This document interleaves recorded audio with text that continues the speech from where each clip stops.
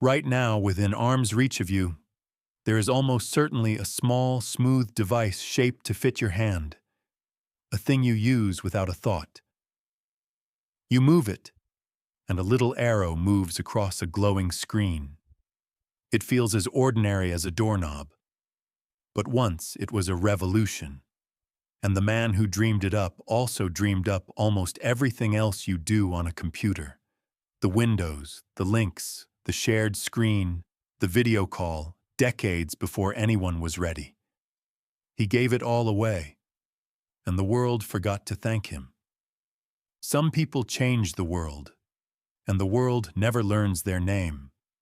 This is without whom. His name was Douglas Engelbart. He was born in 1925, near Portland, Oregon, the son of a man who sold and repaired radios and who died when Douglas was still a boy. He grew up quiet and curious, a dreamer more at home with how things worked than with crowds, the kind of mind that could hold a single idea for a lifetime. As a young man, he served as a radar technician in the Second World War, far from home in the Pacific. And it was there, waiting in a small library, that he read an article by a wartime scientist describing an imaginary machine, a desk that could hold all of a person's books and notes and let them follow trails of linked ideas at the touch of a hand. It was only a dream on paper, but it never left him. A few years later, newly engaged and driving to work one morning, he was struck by a strange question. He had a comfortable life ahead, and no real purpose for it. So in a single drive, he chose one. He would spend his life making people smarter, helping human beings think better and work together to solve the problems too large for any single mind. It was 1951. Almost no one understood what he meant. Remember what a computer was then. A whole room of humming metal, tended by specialists, fed on punched cards, used to grind through numbers.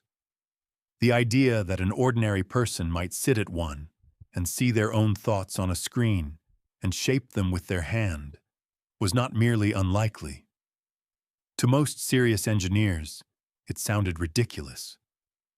But he made his way to a research institute in California and gathered a small band of believers around him.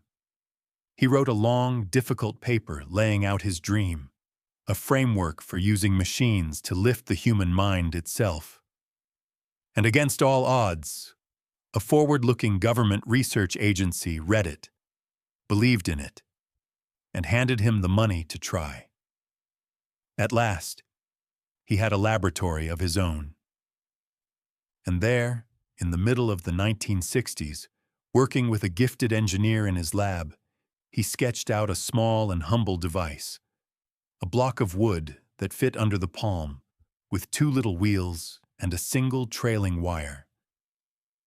As it rolled across the desk, a marker darted across the screen in perfect time with his hand. They looked at the thin wire trailing behind it, laughed, and called the little thing a mouse. The name has never come off. But the mouse, by itself, was only a tool. What he wanted was to show the world everything it could touch. So on a December day in 1968, he walked onto a stage at a computer conference in San Francisco, sat down at a strange, glowing console, and for 90 quiet minutes performed what people would forever after call the greatest demonstration in the history of computing. In front of a stunned audience, he did things no one had ever seen a machine do. He slid a cursor across the screen with that little mouse. He clicked on a word and leapt to another page, the first public link. He opened Windows.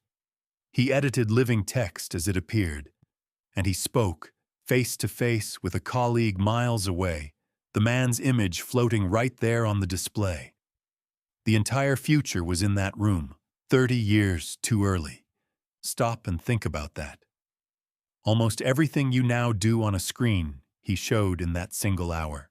The click, the link you follow without a thought. Two people editing one document at once. The video call. The idea that a computer is something you talk with, not something you submit to.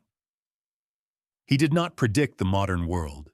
He sat down and performed it, and his small laboratory became one of the very first stops on a new government network, an experiment in wiring distant computers together so they could speak. That fragile web of a handful of machines would one day swell into the internet that wraps the entire Earth. His lab was the second point ever joined to it. He was not merely imagining the connected world, he was helping wire it together. But here, his story begins to turn. His vision was enormous and strange and hard to sell. A glamorous new laboratory opened up nearby, with deeper pockets and a simpler promise. And one by one, his brightest people drifted away to it, carrying his ideas out the door with them. And those ideas, polished and made friendly, would soon make other companies famous and very rich. Then the money itself began to vanish. Wars ended, priorities shifted, and the patrons who had funded his dream closed their wallets. The great project that was meant to remake human thought shrank, year by year, into a simple struggle to survive. The world had taken his tools and run on ahead, leaving the man who made them alone in an emptying room. The mouse, meanwhile, went everywhere. Within 20 years, it sat beside very nearly every computer on the planet.